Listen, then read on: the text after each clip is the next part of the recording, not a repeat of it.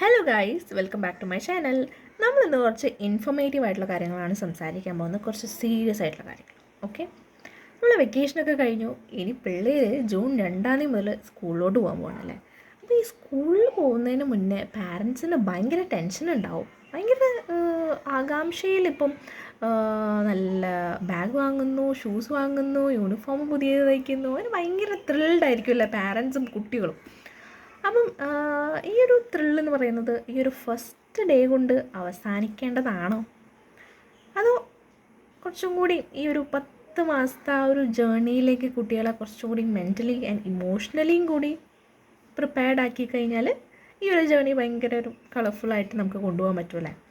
അപ്പം വെറുതെ ഒരു ഫസ്റ്റ് ഡേയുടെ ഒരു ആവേശത്തിന് നല്ല സ്മാർട്ടായിട്ട് കുട്ടികളെ പറഞ്ഞയക്കുക എന്നുള്ളതിലുപരി കുട്ടികളുടെ ആ ഒരു ത്രൂ ഔട്ട് ദി ജേർണിയിൽ നമ്മൾ കുറച്ചും കൂടി മെൻ്റലി ആൻഡ് ഇമോഷണലി സപ്പോർട്ട് ചെയ്ത് അവരെ കുറച്ചും കൂടി ഉള്ളിൽ നിന്നും കോൺഫിഡൻ്റ് ആക്കാനുള്ള വഴികൾ നമ്മൾ പാരൻസ് ചെയ്യേണ്ടിയിരിക്കുന്നു അല്ലേ. കാരണം നമ്മളിപ്പം ഭയങ്കര ഡിജിറ്റലൈസ്ഡ് ആയിട്ടുള്ള ഒരു വേൾഡിലാണ് കുട്ടികൾ ജീവിച്ചുകൊണ്ടിരിക്കുന്നത്. ഏത് നേരവും ഇപ്പം ഫോണിലായിരിക്കും, ഗെയിമിംഗ് ആയിരിക്കും. പിന്നെ അതുപോലെ തന്നെ സോഷ്യൽ മീഡിയ ലൈഫുകൾ നമ്മൾ കാണുമ്പം അവർക്ക് തന്നെ ഉള്ളിലൊരു സെൽഫ് ഡൗട്ടൊക്കെ തോന്നാൻ ചാൻസ് ഉള്ളൊരു ഇറയിൽ കൂടിയാണ് നമ്മൾ നടന്നുകൊണ്ടിരിക്കുന്നത്. സോ കുട്ടികളെ കുറച്ചും കൂടി ഇന്നറായിട്ട് അവർക്ക് സ്വയം ഒരു കോമ്പറ്റേറ്റീവായിട്ടുള്ള വേൾഡിൽ പിടിച്ചു നിൽക്കാൻ വേണ്ടി നമുക്ക് എന്തൊക്കെ ചെയ്യാൻ പറ്റും എന്നുള്ളതാണ് ഇന്ന് നമ്മൾ സംസാരിക്കാൻ പോകുന്നത്. അപ്പം ഇപ്പോഴത്തെ കുട്ടികൾ ഭയങ്കര അഗ്രസീവാണല്ല, ഭയങ്കര ഇമ്പൾസീവാണ്. ചെറിയൊരു കാര്യം കിട്ടിയാൽ തന്നെ അവർ ഭയങ്കരമായിട്ട് റിയാക്ട് ചെയ്യും. അതുപോലെ തന്നെ അടി ഇടി കാര്യങ്ങളിലൊക്കെ കടക്കുന്നുണ്ട്. അപ്പം ഇതിൻ്റെ ഒരു മെയിൻ റീസൺ എന്ന് പറയുന്നത് ഇമോഷൻസ് എങ്ങനെ റെഗുലേറ്റ് ചെയ്യാം, എങ്ങനെ ഒരു നല്ല രീതിയിൽ ഇമോഷണൽ റെഗുലേഷൻ കുട്ടികൾക്ക് അറിയില്ല. കുറച്ചും കൂടി ബിസി ലൈഫായതുകൊണ്ട് പാരൻസിന് അത് പറഞ്ഞു കൊടുക്കാനുള്ള സമയം പോലും ഇല്ല. അപ്പോൾ ഇമോഷണൽ റെഗുലേഷൻ ഒന്ന് കൺട്രോൾ ചെയ്ത് കഴിഞ്ഞാൽ, നേർവഴിക്ക് കുട്ടികളൊന്ന് പറഞ്ഞു കൊടുത്തു കഴിഞ്ഞാൽ ഈ അഗ്രഷൻ കൊണ്ടുള്ള പ്രശ്നങ്ങൾ കുറച്ച് ഒരു പരിധി വരെ നമുക്ക് കുറയ്ക്കാനായിട്ട് പറ്റും. പിന്നെ നമ്മൾ കാണുന്നൊരു വിഷയം എന്ന് പറഞ്ഞു കഴിഞ്ഞാൽ സബ്സ്റ്റൻസ് യൂസാണ്. അത് സ്കൂളുകളിലും കോളേജുകളിലും എല്ലായിടത്തും നമുക്ക് കാണാനായിട്ട് പറ്റും. അപ്പം അതിലേക്കൊന്നും നമ്മളുടെ പിള്ളേർ പോകരുത് എന്നുണ്ടെങ്കിൽ നമ്മൾ തന്നെ അവരെ അതൊക്കെ പറഞ്ഞ് അതിൻ്റെ ബാഡ് വശങ്ങൾ പറഞ്ഞ് നെഗറ്റീവ്സ് പറഞ്ഞ് നമുക്കത് മനസ്സിലാക്കി കൊടുക്കാനായിട്ട് പാരൻസ് കുറച്ച് ടൈം സ്പെൻഡ് ചെയ്യണം. പിന്നെ അതുപോലെ തന്നെ സ്ട്രെസ്സ് എങ്ങനെ മാനേജ് ചെയ്യാം എന്നുള്ളത് കുട്ടികൾക്ക് അറിയില്ല. ഇമോഷണൽ റെഗുലേഷനിൽ പെട്ടത് തന്നെയാണത്. സ്ട്രെസ് മാനേജ്മെൻറ്റിൽ കുറച്ച് എന്തെങ്കിലും കുഞ്ഞു ഫണ്ണായിട്ടുള്ള കാര്യങ്ങൾ നിങ്ങൾക്ക് കുട്ടികൾക്ക് കൊടുക്കാം. പിന്നെ അതുപോലെ തന്നെ അവർക്ക് ഫീൽ ചെയ്യുന്ന ആ ഒരു ഇമോഷൻ ഉണ്ടല്ലോ, എന്ത് ഇമോഷനാണ് അവർക്ക് ഫീൽ ചെയ്യുന്നത് എന്നുള്ളത് ചിലപ്പോൾ അവർക്ക് എക്സ്പ്രസ് ചെയ്യാനായിട്ട് പറ്റുന്നുണ്ടാവില്ല, അറിയുന്നുണ്ടാവില്ല. അപ്പോൾ കുഞ്ഞ് അവരുടെ ഇമോഷൻസ് എക്സ്പ്രസ് ചെയ്യാൻ പറ്റുന്ന വേർഡ്സ് അവർക്ക് പറഞ്ഞു കൊടുക്കാം. ഇപ്പം സാഡാണെങ്കിൽ അല്ലെങ്കിൽ പേടി തോന്നുന്നുണ്ടെങ്കിൽ ഐ ഫീൽ നെർവസ് അല്ലെങ്കിൽ ഐ ഫീൽ സ്കാഡ് എന്ന് പറഞ്ഞ് അവരുടെ ഇമോഷനെ നെയിം ചെയ്യാനായിട്ട് നമുക്ക് പറഞ്ഞു കൊടുക്കാനായിട്ട് പറ്റും. അപ്പം അവർക്ക് അങ്ങനെ എന്തെങ്കിലും ഫേസ് ചെയ്യുന്നുണ്ടെങ്കിൽ, എന്തെങ്കിലും പ്രശ്നങ്ങൾ സ്കൂളിൽ ഫേസ് ചെയ്യുന്നുണ്ടെങ്കിൽ, അല്ലെങ്കിൽ അക്കാദമിക് പ്രഷർ തന്നെ അവർക്ക് ഉണ്ടാവും ഒരുപാട് അല്ലേ.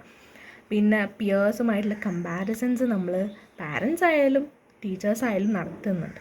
അപ്പോൾ അങ്ങനത്തെ കാര്യങ്ങൾ കൊണ്ടും കുട്ടികൾക്ക് സ്കൂളിലോട്ട് പോകാൻ വേണ്ടിയിട്ടും ഒരു പേടി ഉണ്ടാവും. ഭയങ്കര ആൻഷ്യസ് ആയിരിക്കും, ഒരു മൂഡും ഉണ്ടാവില്ല. ചിലപ്പോൾ അവർ ക്ലാസ്സിൽ ലോൺലി ആയിട്ടാണ് ഇരിക്കുന്നതെങ്കിലോ. നിങ്ങൾ എത്ര വലിയ ബാഗും യൂണിഫോമും ഷൂസും കാര്യങ്ങളൊക്കെ ഇട്ട് കുട്ടികളെ സെറ്റപ്പാക്കിയിട്ട് പറഞ്ഞയച്ചിട്ടും ഒരു കാര്യം ഉണ്ടാവില്ല. അത്രയും വലിയ സ്കൂളിൽ പറഞ്ഞയച്ചിട്ടും ഒരു കാര്യം ഉണ്ടാവില്ല. കുട്ടികൾ ഇന്നർലി അവർ സ്ട്രോങ് ആൻഡ് കോൺഫിഡൻ്റ് അല്ലെങ്കിൽ നിങ്ങൾ എത്ര വലിയ സ്കൂളിൽ പറഞ്ഞയച്ചിട്ടും ഒരു കാര്യം നിങ്ങൾക്ക് ഉണ്ടാവാനായിട്ട് പോകുന്നില്ല. അപ്പോൾ ഇത്തരം കാര്യങ്ങൾ നമ്മൾ വീട്ടിൽ നിന്ന് തന്നെ കുട്ടികളെ ട്രെയിൻ ചെയ്യേണ്ടതായിട്ടുണ്ട്. അപ്പം ആദ്യമായിട്ട് നമുക്ക് ചെയ്യാൻ പറ്റുന്ന കാര്യം കുറച്ച് ലൈഫ് സ്റ്റൈൽ ഹാബിറ്റ്സ് ചേഞ്ചസ് നമുക്ക് കുട്ടികളിൽ വരുത്താം. ഇപ്പോൾ സ്ലീപ്പ് റുട്ടീൻ ആയിക്കോട്ടെ. ഇപ്പം വെക്കേഷൻ ആയപ്പോൾ കുട്ടികൾ എന്തായാലും നേരെ വൈകി എണീക്കലും കാര്യങ്ങളൊക്കെ ആയിരിക്കും. അപ്പോൾ ആ ഒരു സ്ലീപ്പ് റൊട്ടീനിൽ നിന്നും ഇനി ബാക്ക് ടു പെട്ടെന്ന് എണീറ്റ് സ്കൂൾ ബസ് വരുമ്പോഴത്തേക്കും റെഡിയായി പോകണം അല്ലേ. അപ്പം ആ ഒരു റുട്ടീനിലേക്ക് കടക്കുമ്പം അവർക്ക് ഒരു സ്ലീപ്പ് റുട്ടീന് നമുക്ക് ഷെഡ്യൂൾ ചെയ്ത് കൊടുക്കാം. ഒരു 8 to 9 hours സ്ലീപ്പ് അവർക്ക് കിട്ടുന്ന പോലെ നമ്മളും നമ്മളുടെ ടൈം മാനേജ് ചെയ്ത് കുട്ടികൾക്ക് വേണ്ടിയിട്ട് അതൊന്ന് സെറ്റാക്കേണ്ടതായിട്ടുണ്ട്. പിന്നെ നമുക്ക് എന്ത് ചെയ്യാൻ പറ്റും, സ്ട്രെസ് മാനേജ്മെൻറ്റ് ഞാൻ പറഞ്ഞ പോലെ തന്നെ കുറച്ച് ടിപ്സ് ആൻഡ് ട്രിക്സ് യൂസ് ചെയ്തിട്ട് കുട്ടികളുടെ ഇമോഷൻസ് അവർക്ക് എന്താണെന്ന് ഇമോഷൻസിനെ പറ്റി അവർക്ക് ആദ്യം പറഞ്ഞു കൊടുക്കണം. ഇങ്ങനെ ഫീൽ ചെയ്യുന്നത് ഈ ഇമോഷനാണ് എന്ന് പറഞ്ഞ് നിങ്ങൾക്ക് പറഞ്ഞു കൊടുക്കാനായിട്ട് പറ്റണം. ആ ഇമോഷനെ എങ്ങനെ എക്സ്പ്രസ് ചെയ്യാം എന്നുള്ളതും നിങ്ങൾക്ക് പറഞ്ഞു കൊടുക്കാനായിട്ട് പറ്റണം. പിന്നെ നമുക്ക് ചെയ്യാൻ പറ്റുന്ന കാര്യങ്ങൾ കുറച്ചും കൂടി ഫിസിക്കൽ ആക്ടിവിറ്റീസിൽ കുട്ടികളെ ഏർപ്പെടുത്തുക എന്നുള്ളതാണ്. കാരണം ഇപ്പം സ്കൂളിൽ പോയിട്ട് ചിലപ്പം കുട്ടികൾക്ക് അക്കാഡമിക്കലി പ്രഷർ അടിച്ച് വരികയായിരിക്കും കുട്ടികൾ. അപ്പോൾ വീട്ടിൽ വന്നിട്ടും പഠിക്കുക എന്ന് പറയാതെ കുറച്ച് നേരം നമുക്ക് പഠിക്കാനായിട്ട് സ്പെൻഡ് ചെയ്യാം. ബാക്കിയുള്ള നേരങ്ങൾ കുറച്ചും കൂടി ഫിസിക്കൽ ആക്ടിവിറ്റീസ്, കുട്ടികളുടെ കൂടെ കളിക്കാനായിട്ട് ശ്രമിക്കുക. അവർക്കും ഈ കുഞ്ഞു കുട്ടിക്ക് എന്താണ് ഇത്ര വലിയ സ്ട്രെസ്സ്, എന്താണ് ഇത്ര വലിയ പ്രശ്നങ്ങൾ എന്ന് നിങ്ങൾ ആലോചിക്കുന്നുണ്ടായിരിക്കും. പക്ഷെ കുഞ്ഞു കുട്ടികൾക്ക് അവരുടേതായിട്ടുള്ള പ്രശ്നങ്ങളുണ്ട്. അത് അവർക്ക് ഏറ്റവും വലുതാണ് അല്ലേ. നമ്മളിപ്പോൾ ഫീൽ ചെയ്യുന്ന കാര്യങ്ങൾ കുറച്ച് ഒരു പ്രായമായി കഴിഞ്ഞ് നമുക്ക് തോന്നും അതൊക്കെ ഒരു പ്രശ്നമാണോ എന്ന് നമുക്ക് തോന്നും. പക്ഷെ ആ ഒരു പ്രായത്തിൽ അത് അവർക്ക് പ്രശ്നം തന്നെയാണ്, പ്രോബ്ലംസ് തന്നെയാണ്. ഒരു പ്രോബ്ലമും അല്ലെങ്കിൽ ഇപ്പോൾ ഒരു കുട്ടി അത് അവളുടെ ഒരു പ്രോബ്ലമായിട്ട് അല്ലെങ്കിൽ അവരുടെ ഒരു പ്രോബ്ലമായിട്ട് നമ്മളുടെ അടുത്ത് വന്ന് പറയുമ്പോൾ ഇതൊക്കെ ഒരു പ്രശ്നമാണോ എന്ന് പറഞ്ഞ് അവൻ്റെ ഇമോഷനെ അവിടെ തന്നെ തല്ലിക്കളയും. പിന്നീട് ഒരിക്കലും എന്തുണ്ടായാലും പാരൻസിനോട് വന്ന് ഒന്നും പറയാനായിട്ട് ആ കുട്ടിക്ക് തോന്നില്ല. ഞാൻ ആലോചിച്ചിട്ടുണ്ട് ഈ കുട്ടികളെ എങ്ങനെയാണ്, കുഞ്ഞു കുട്ടികളെ നമ്മൾ സ്കൂളിലേക്ക് പറഞ്ഞു വിടുമ്പം അവർ പെട്ടെന്ന് ഇത്രയും നാൾ വീട്ടിൽ നിന്ന് സ്കൂളിലേക്ക് പോവുകയാണ്.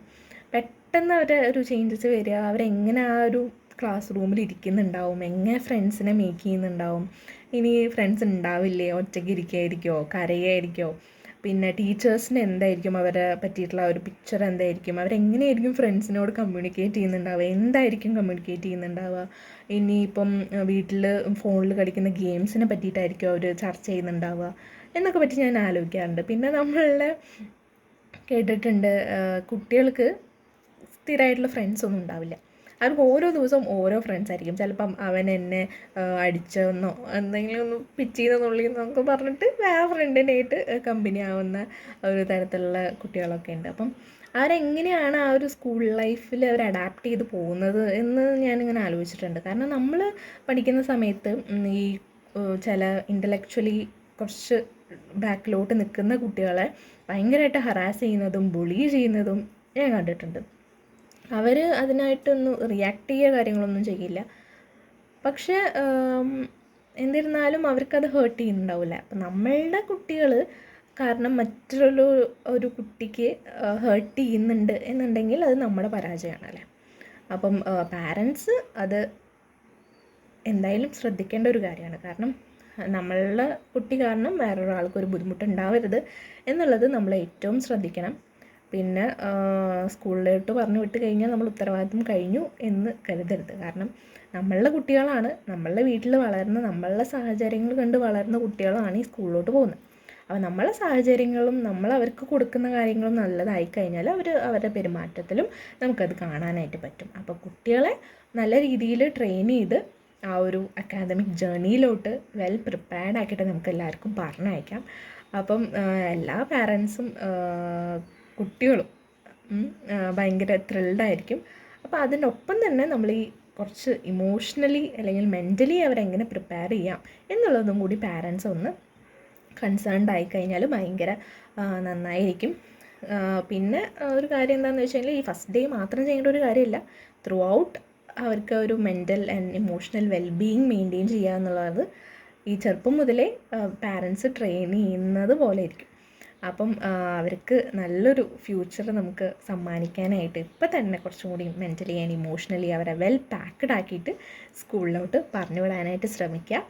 അപ്പം എല്ലാവർക്കും നല്ലൊരു വർഷം തന്നെ ആവട്ടെ കേട്ടോ. എല്ലാ കുട്ടികൾക്കും അടിപൊളിയാവട്ടെ സ്കൂൾ ലൈഫൊക്കെ. അതുപോലെ തന്നെ പാരൻസും ഇതിൻ്റെ ഒപ്പം തന്നെ അവരുടെ ഒപ്പം തന്നെ ആ ഒരു റൂട്ടീനിലേക്ക് കടക്കാൻ പോവാണ്. അപ്പം പാരൻസും കുട്ടികളും എല്ലാവരും ഒരുപോലെ ഹാപ്പി ആയിട്ട് നമുക്ക് ഈ ഒരു അക്കാദമിക് ജേർണി കൊണ്ടുപോകാം. പിന്നെ അതുപോലെ തന്നെ പാരൻസും കുട്ടികളും മാത്രമല്ല ടീച്ചേഴ്സും ആ ഒരു റൂട്ടീനിലേക്ക് കടക്കാൻ പോവാണ്. അപ്പം അതും ഭയങ്കര ഒരു ചലഞ്ചിങ് ആയിട്ടുള്ളൊരു കാര്യം തന്നെയാണ്. ഞാനും കിടക്കാൻ പോവാണ്. അപ്പം എനിക്കും അത്യാവശ്യം നല്ല ടെൻഷൻ ഉണ്ട് എങ്ങനെയായിരിക്കും ഈ ഒരു വർഷം എന്ന് ആലോചിച്ചിട്ട്. അപ്പോൾ എല്ലാവർക്കും നല്ലൊരു വർഷം ആയിരിക്കട്ടെ. അപ്പോൾ നെക്സ്റ്റ് വീഡിയോയിൽ കാണാം. ബൈ.